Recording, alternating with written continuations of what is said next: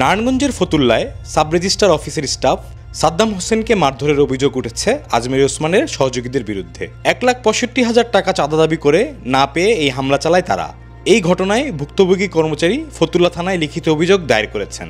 মারধরের শিকার সাদ্দাম হোসেন বলেন, আমি ফতুল্লা সাব রেজিস্ট্রার অফিসের স্টাফ।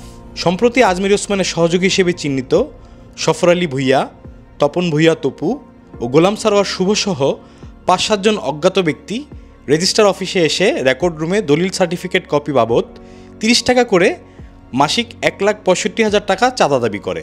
এতে অন্যান্য দলিল লেখক ও স্টাফরা বাধা দেয় গত 15 মে দুপুরে অভিযুক্তরা আমার উপর অতর্কিত হামলা চালায়, এলোপাতারি কিল ঘুষি মেরে জখম করে।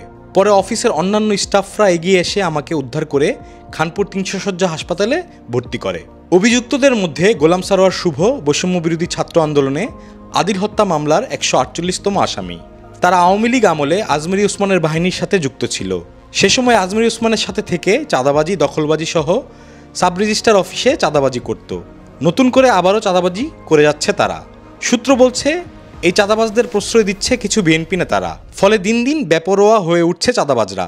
আজমির ওসমানের চিহ্নিত ক্যাডার হিসেবে পরিচিত থাকলেও প্রকাশ্যে অপকর্ম করে বেড়াচ্ছে তারা।